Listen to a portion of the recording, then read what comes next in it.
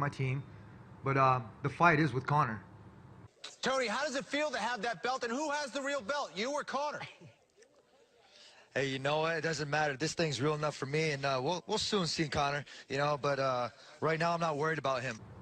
It is with Conor. You can't run anymore, man. You're in check. And I'm great at chess. Tony, it does beg the question, though. You know, Conor McGregor is the champion in your division. Are you going to get a unification bout? Do you believe that that will be the next fight for you? Absolutely. Conor, he needs to defend or vacate. Did you do that? Did you get caught up in the motion, the energy, the arena? I think usually you put them shots together on a guy in my division, and they crumble. He could take it a little bit more. Now, I still believe I hurt him. I mean, his face is banged up there. He's stitched up. He said he won the boxing exchanges. I don't think he did. I just think I needed to be a little bit more select, a little bit more efficient with my energy. And I needed to recognize that a bigger man, you must put the shots together a little bit more to stop a bigger man. So I'll learn from that, and I will put the shots better next time. If you hit a 155-pounder like a Dos Anjos or a 145-pounder like Edgar with those shots, are they done? I think they fold 100%. I mean, Nate is a completely different stylistic opponent than Dos Anjos. He has the range, the height.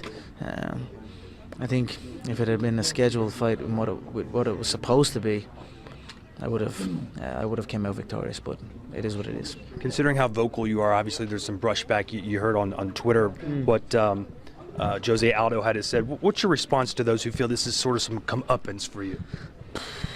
You know, there's always critics, there's always people that will celebrate a man's fall, but, you know, it is what it is. I'll take it on the chin.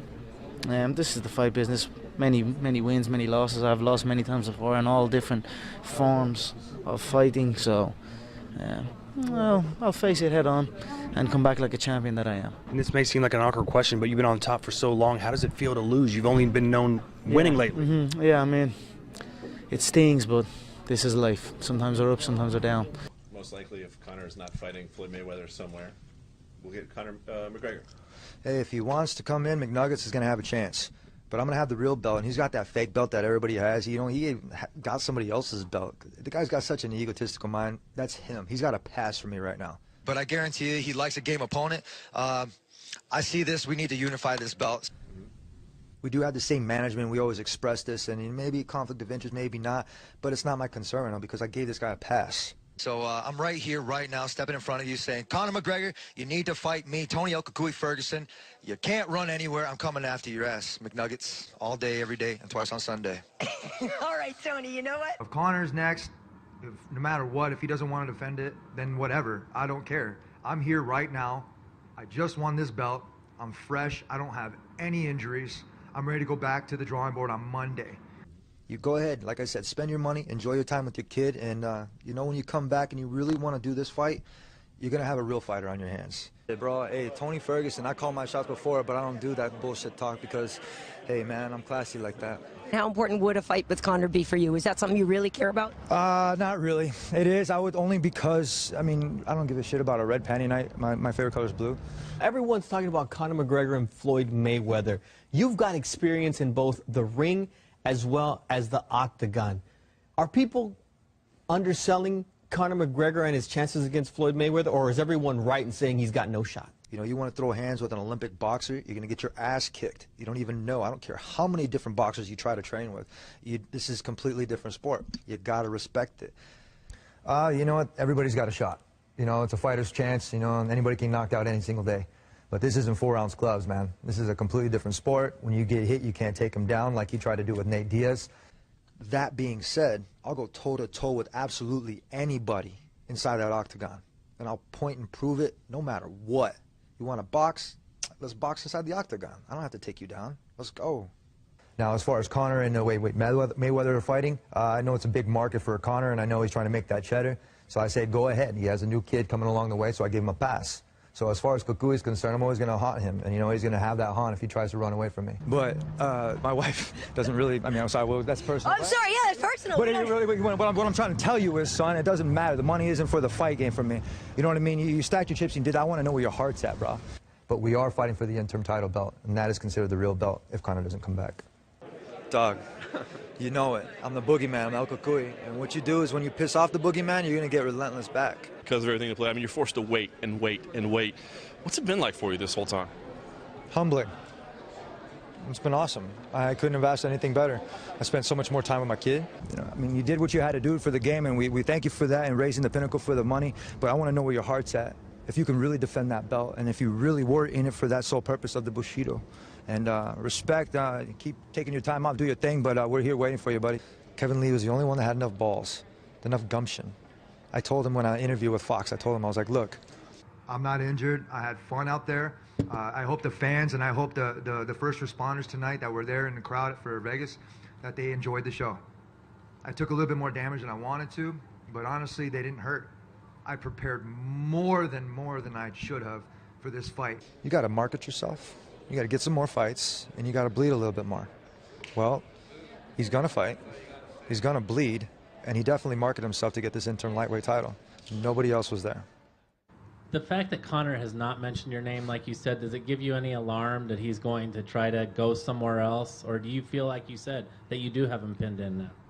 Conor McGregor's out there. The undisputed title is out there. You guys share a management team. I got to think you may have a little bit of insight. I mean, do you let yourself think about what's next? That, you know, red panty night, so to speak, is it there for you? I mean, do you think about what comes after this? Panties. I like blue panties.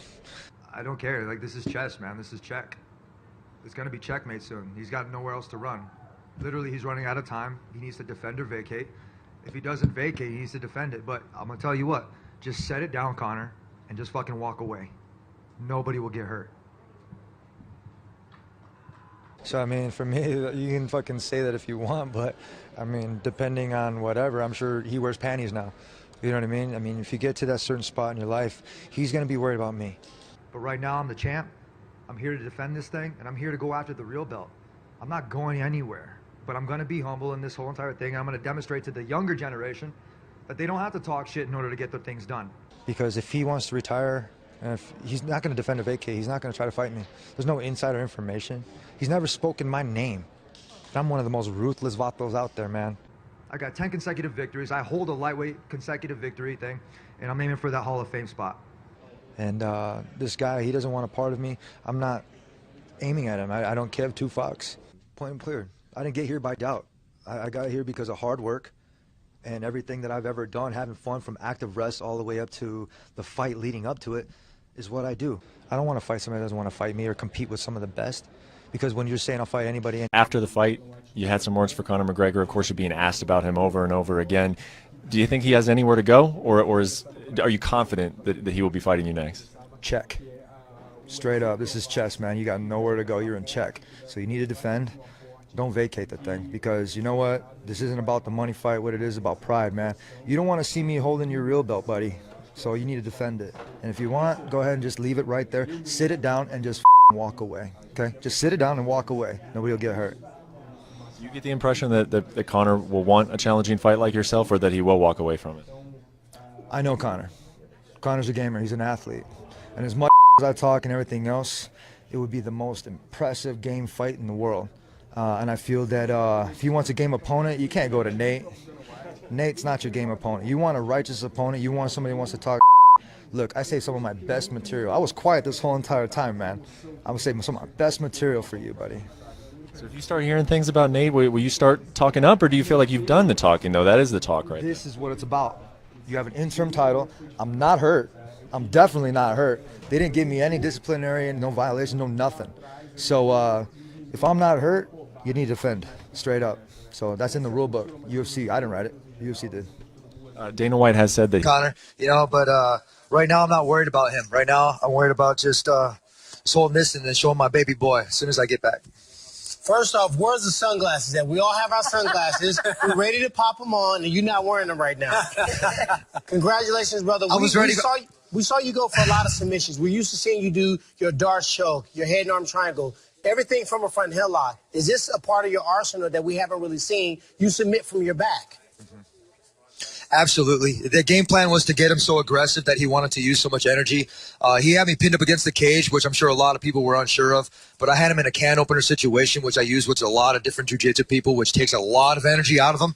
I'm a veteran in the sport. I have a lot of experience. And I had a lot of hay stacked in that barn ready for it to go round 5. And I just kept my composure, and as soon as I felt that submission sink in, whether it was the armbar, he reversed it. I knew it was going to be there all day. I had my feet on his hips. I just knew he was going to put a lot of forward pressure, and there was the triangle. Listen to the corners, and that was it. Yeah, well, Tony, first of all, congratulations, man. I always like watching you fight. You went in there, you had a beautiful performance. Early on, you seemed to have your eye was bothering you a little bit. It seemed like you maybe got poked in the eye or hurt with a punch. What was going through your head there, and how bad was it bothering you early in that fight? I couldn't really see on about this way, about halfway out of my eye. Stuff happens in a fight. I mean, it is what it is. But a lot of experience that I have, I knew how to weather the storm. And he was just going to keep putting forward pressure. I knew he was going to try to take me down. And this isn't wrestling. I don't care about the takedowns. Go ahead and take him down, and you're going to stuff some elbows. You're going to feel everything that I'm going to have in my guard. Well, Tony, you and I were working together the night you and Kevin kind of kicked off your rivalry here on the air, and you seemed to really be talking to him during the fight as well. How much smack talk, how much of his smack talk maybe bothered you at all?